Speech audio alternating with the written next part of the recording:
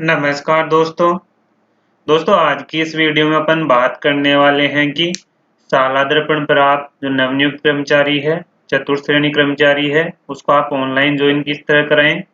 इसी के बारे में आपको कंप्लीट प्रोसेस बताऊंगा। हाल ही में शिक्षा विभाग द्वारा जो चतुर्थ श्रेणी कर्मचारी हैं, उनके काउंसलिंग के माध्यम से उनके नियुक्ति आदेश जारी किए गए हैं। तो आपके विद्यालय में जो भी चतुर्थ श्रेणी कर्मचारी है, उनको आपको ऑनलाइन सालादर्पण पे ज्वाइन करवाना होगा। तो आप सालादर्पण पे ऑनलाइन किस तरह ज्वाइन करवाएंगे, इसके लिए देख लें। सबसे पहले आपको सालादर्पण वाली rajsaladharpan.rajasthan.government.in इस वाली वेबसाइट पे आपको आना है। यहाँ पे आने के बाद यहाँ पे आपको अपने स्कूल ऑफिस लॉगिन वाले ऑप्शन पे क्लिक करना है। यहाँ से आप अपने जो विद्यालय की सालादर्पण आईडी है, वो सालादर्पण आईडी आप यहाँ पे यूजर आईडी में डालेंगे। उसके बाद आप यहाँ पे पासवर्ड एंटर करेंगे, जो कि आपके सालादर्पण आईडी के पासवर्ड हैं। उसके बाद जो नीचे आपको एक कैप्चा दिखाई दे रहा है, ये कैप्चा आप एंटर करेंगे और लॉगिन पे आपको क्लिक करना है। जैसे आप लॉगिन पे क्लिक करते हैं तो यहाँ पे देख रहे हैं कि आपके विद्यालय की सालादर्पण की डैशबोर्ड आपको दिखाई देगी। यहीं से अपन जो नवनियुक्त कर्मचारी है, वो नवनियुक्त कर्मचारी चाहे कोई सी भी पोस्ट का हो, मैं आपको यहाँ पे चतुर्थ श्रेणी कर्मचारी को सालादर्पण पे ऑनलाइन ज्वाइन करवा के किस तरह आपको कार्यकरण रिपोर्ट डाउनलोड करनी है और प्रिंट करनी है, कंप्लीट प्रोसेस बताऊंगा। अब यहाँ पे देख रहे हैं, जैसे आप लॉगिन कर लेंगे तो यहाँ पे आपको कार्मिक वाला ऑप्शन मिलेगा। जैसे आप यहाँ पे कार्मिक वाले टैब पे क्लिक करते हैं तो यहाँ पे आपको कार्मिक कार्यकरण 3A का ऑप्शन मिलेगा। आप यहाँ पे कार्मिक कार्यकरण 3A वाले ऑप्शन पे क्लिक करेंगे। कार्मिक कार्यकरण 3A वाले ऑप्शन पे क्लिक करने के बाद यहाँ पे आपको एम्प्लॉय ज्वाइनिंग से संबंधित अलग अलग टैब देखने को मिलेंगे। उससे पहले आप देख रहे हैं कि यहाँ पे आपको एक रेड कलर में नोट मिलेगा, जिसमें आपको यहाँ पे स्पष्ट किया गया है कि नई प्रविष्टि विद्यालय लॉगिन से बंद कर दी गई है। नई प्रविष्टि संबंधित जिला लॉगिन से होगी। यानी कि आपके विद्यालय में ऑफिस में अगर कोई नवनियुक्त नया कर्मचारी आता है तो उसकी जो मैपिंग है आपके ऑफिस से नहीं होगी।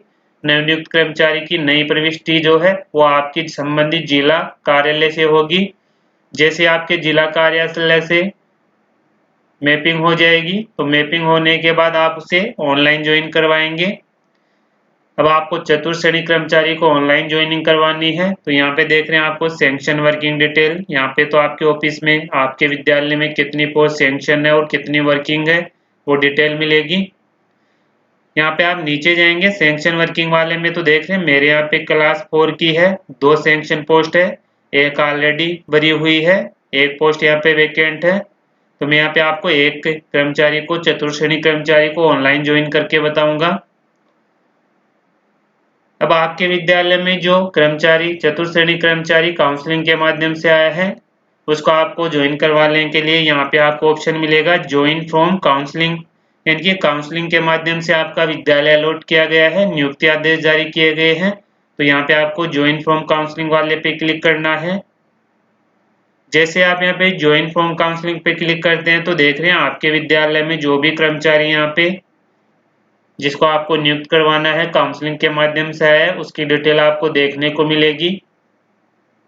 यहाँ पे देख रहे हैं मेरे कर्मचारी का नेम आ रहा है, डेजिग्नेशन मिलेगा, क्लास 4 मिलेगा। मैं यहाँ पे आपको चतुर्थ श्रेणी कर्मचारी को ऑनलाइन ज्वाइन करके बताऊंगा। अगर आप अन्य किसी पोस्ट वाले कर्मचारी को ज्वाइन करवाएंगे तो सेम यही प्रोसेस रहेगी, बस ट्रांसफर के केस में यहाँ पे अलग प्रोसेस रहेगी। ट्रांसफर के केस में जैसे आप क्लिक करेंगे कार्यकरण 3A पे तो वहाँ पे आपको डैशबोर्ड पे एक पॉपअप में कर्मचारी का नाम देखने को मिलेगा। अगर काउंसलिंग के माध्यम से है तो आप यहाँ पे ज्वाइन फ्रॉम काउंसलिंग पे क्लिक करने के बाद यहाँ पे कर्मचारी का नेम देखने को मिलेगा। कर्मचारी की डेजिग्नेशन सब्जेक्ट अगर होगी तो सब्जेक्ट मिलेगी, जेंडर मिलेगा और डेट ऑफ बर्थ मिलेगी। अब कर्मचारी को ज्वाइन करवाने के लिए आप यहाँ पे जो कर्मचारी का नीले कलर में नेम दिखाई दे रहा है, आप यहाँ पे नीले कलर में जो नेम है उस पर आप क्लिक करेंगे। जैसे आप नीले कलर वाले नेम पे क्लिक करते हैं तो नीचे आप देखेंगे यहाँ पे आपको कर्मचारी की डिटेल देखने को मिलेगी, प्रेजेंट सैंक्शन पोस्ट मिलेगी, सब्जेक्ट अगर कोई होगी तो सब्जेक्ट मिलेगी। क्लास 4 में यहाँ पे कोई सब्जेक्ट नहीं है तो यहाँ पे आपको सैंक्शन पोस्ट में जो सब्जेक्ट वाला ऑप्शन है वो आपके यहाँ पे ब्लैंक मिलेगा। अब यहाँ पे देख रहे हैं बजट हेड मिलेगा। बजट हेड आपके ऑटोमेटिक आएगा। अगर आपके यहाँ पे बजट हेड एक या एक से अधिक आ रहे हैं तो उस केस में आपको IFMS से चेक करना है कि आपकी जो क्लास 4 की सैंक्शन पोस्ट है वो कौन से बजट हेड में है, वो आप चेक करेंगे। उसके अनुसार ही आपको यहाँ पे बजट हेड सेलेक्ट करना है। मेरे केस में एक बजट हेड आ रहा है, क्योंकि जो आपका बजट हेड है ये आपके इम्पोर्टेंट होगा, क्योंकि जब कर्मचारी का वेतन बिल बनेगा तो इसी बजट हेड के अनुसार कर्मचारी का वेतन बिल बनेगा। तो आपको ये बजट हेड कंफर्म करके ही सिलेक्ट करना है। आप यहाँ पे बजट हेड सिलेक्ट कर लेंगे। उसके बाद आपको बजट टाइप मिलेगा SF और CA, यानी कि स्टेट फंड और सेंट्रल असिस्टेंट आपके हो सकता है दोनों आए, एक आए। आप यहाँ पे सेलेक्ट करेंगे। अगर आपको यहाँ पे मालूम नहीं है कि आपकी क्लास 4 की पोस्ट है कौन से बजट हेड में सैंक्शन है, तो उसके लिए मैंने ऑलरेडी अलग से वीडियो बना रखा है कि आप IFMS 3.0 पोर्टल पे आपके ऑफिस में कौन कौन सी पोस्ट कौन कौन से बजट में सैंक्शन है, उसके अनुसार आप चेक कर सकते हैं। तो यहाँ पे आप बजट हेड और बजट टाइप सिलेक्ट करने के बाद अब नीचे अपन को एम्प्लॉय से रिलेटेड डिटेल फिल करनी है। अब जैसे आप नीचे जाएंगे तो यहाँ पे आप देख रहे हैं कर्मचारी का नेम ऑटोमेटिक आएगा। अब आपको यहाँ पे एक एम्प्लॉय ID का ऑप्शन मिलेगा। यहाँ पे आपको रेड कलर में स्टार मार्क मिलेगा, यानी कि जो भी आपके रेड कलर में स्टार आ रहे हैं वो सभी डिटेल आपको फिलअप करना कंपल्सरी है। यहाँ पे आप एम्प्लॉय ID डालेंगे। अब आपको ध्यान देना है कि जो आपके हाल ही में नया कर्मचारी आया है उसकी एम्प्लॉय ID आपके पास होगी नहीं, क्योंकि नए कर्मचारी की एम्प्लॉय ID आपके संबंधित है IFMS 3.0 पोर्टल में। HO लॉगिन से आपको एम्प्लॉय रजिस्ट्रेशन करके कर्मचारी की एम्प्लॉय ID बनानी होगी। कर्मचारी की एम्प्लॉय ID बनाने आपके 24 घंटे या 24 घंटे से अधिक का समय लग सकता है। अगर आपके पास एम्प्लॉय ID नहीं है तो एक बार आप यहाँ पे डमी एम्प्लॉय ID डाल देंगे। डमी एम्प्लॉय ID में देख रहे हैं आप RJSK, फिर उसके बाद आप 000 या 99 टाइप कर देंगे। अब कुछ साथी यहाँ पे बोलेंगे कि यहाँ पे अपन ने एम्प्लॉय ID डाल दी लेकिन इसमें करेक्शन कहाँ से करेंगे, तो आपके वो कार्यग्रहण 3A में करेक्शन का एडिट वाला ऑप्शन भी आता है। एडिट वाला ऑप्शन कहाँ आएगा, यहाँ पे देख रहे हैं आप कार्मिक वाले में जाएंगे, कार्मिक कार्यग्रहण 3A आपको मिलेगा। यहाँ पे देख रहे हैं मैंने अभी आपको बताया था कि मेरे यहाँ पे 2 क्लास 4 की पोस्ट सैंक्शन है। अब यहाँ पे देख रहे हैं आपको एडिट का ऑप्शन मिलेगा। जैसे आप एडिट पे क्लिक करते हैं तो यहाँ पे देख रहे हैं आपको कर्मचारी मिलेगा, एक्शन के नीचे एडिट का ऑप्शन मिलेगा। अब यहाँ से देख रहे हैं आप एडिट कर सकते हैं, यानी कि देख रहे हैं आप यहाँ पे एम्प्लॉय ID अपनी एडिट कर सकते हैं।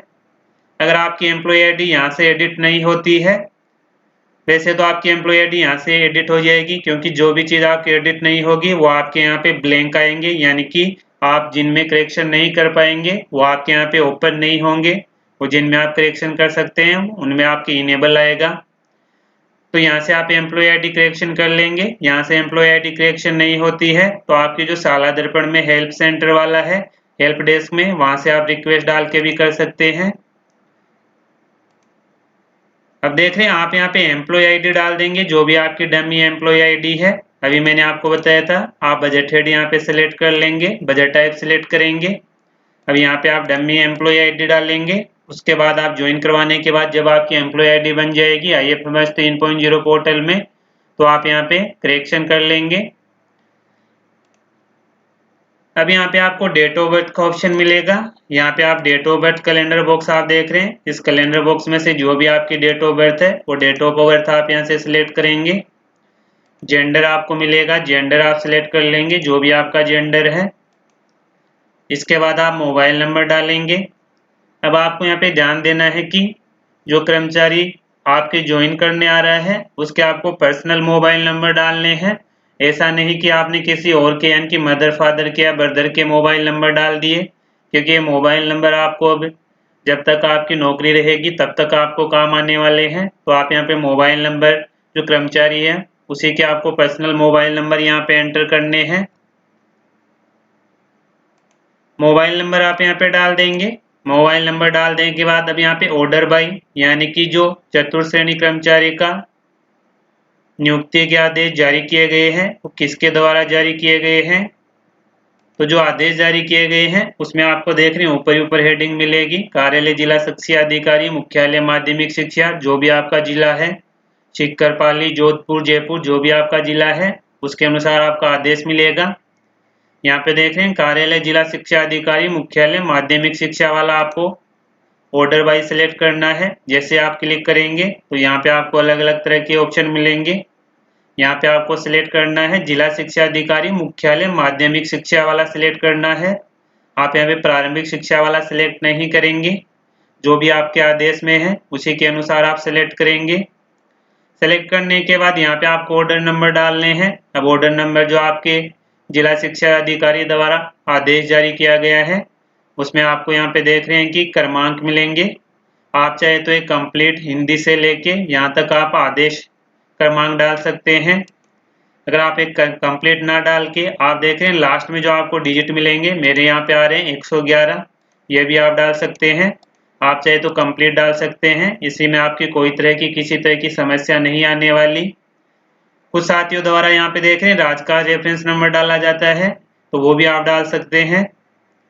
अब नीचे आपको देख रहे हैं आगे मिलेगा ऑर्डर डेट, यानी कि आपके जो आदेश जारी किए गए हैं नियुक्ति से संबंधित कौन सी डेट को जारी किए गए हैं वो आपको डिजिटल साइन वाले जो आदेश दिनांक मिलेगी।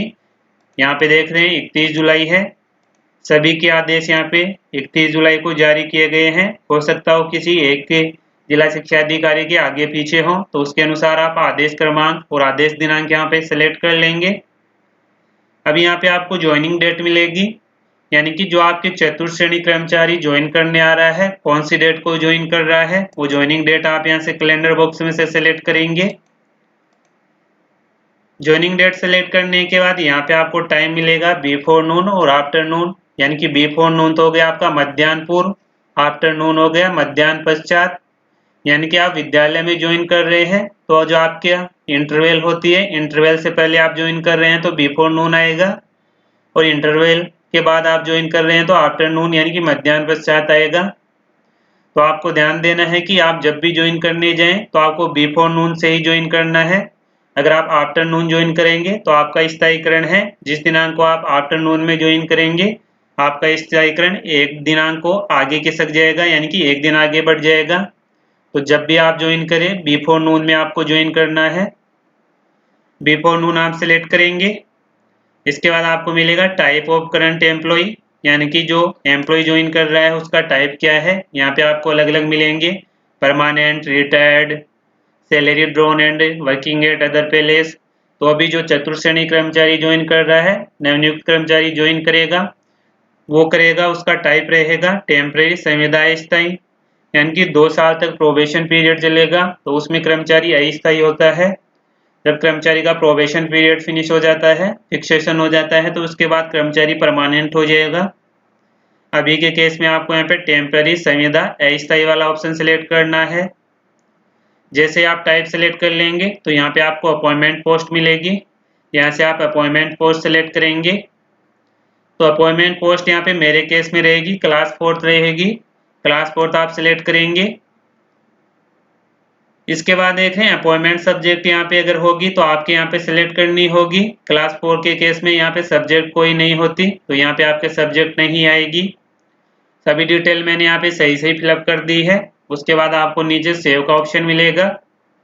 जैसे आप सेव पे क्लिक करते हैं तो आपको एक बार कंफर्म करवाएगा। आपके यहाँ पे नवनियुक्त जो कर्मचारी है उसका नेम आपको देखने को मिलेगा, करंट एम्प्लॉय पोस्ट मिलेगी, अपॉइंटमेंट पोस्ट मिलेगी, ये आप चेक करेंगे। उसके बाद आप कंफर्म पे क्लिक करेंगे। जैसे आप यहाँ पे कंफर्म पे क्लिक करके आपके जो नवनियुक्त कर्मचारी था उसे आप ज्वाइनिंग यानी कि कार्यग्रहण करवा देंगे, तो इस तरह की आपके सामने कार्यग्रहण रिपोर्ट जनरेट होगी, जिसमें आपको अपने विद्यालय ऑफिस का नेम मिलेगा और कार्यग्रहण आदेश आपको मिलेगा। ये कार्यग्रहण आदेश आपको प्रिंट कर लेना है। आपको इसको कम से कम 4 से 5 कॉपी में प्रिंट करना है। प्रिंट करने के बाद जो भी आपके कार्यालय अध्यक्ष हैं उनसे आपको इस पर सील साइन करवा के डिस्पैच करना है। और साथ ही ये कार्यग्रहण आदेश है, कर्मचारी जो नवनियुक्त कर्मचारी आया है उसको एक कार्यग्रहण की एक कॉपी प्राप्त कर लेनी है, क्योंकि आपका जो पहली नियुक्ति का कार्यग्रहण, फर्स्ट ज्वाइनिंग कार्यग्रहण आदेश होता है वो आपके पूरी नौकरी में काम आने वाला है। तो इस तरह सालादर्पण पे जो हाल ही में नवनियुक्त चतुर्श्रेणी कर्मचारियों के नियुक्ति आदेश जारी किए गए हैं, उनको सालादर्पण पे आप किस तरह ज्वाइन करवाएंगे। कंप्लीट प्रोसेस मैंने आपको बता दी है कि आप कर्मचारी को सालादर्पण पे, चतुर्श्रेणी कर्मचारी को सालादर्पण पे ऑनलाइन ज्वाइन किस तरह करवाएं। फिर भी आपको ऑनलाइन ज्वाइन करवाने से संबंधित किसी तरह की कोई समस्या हो तो आप कमेंट बॉक्स में कमेंट जरूर करें। तो दोस्तों, आज की इस वीडियो में यही अपडेट थी। फिर मिलते हैं नई वीडियो के साथ। तब तक के लिए जय हिंद, जय भारत।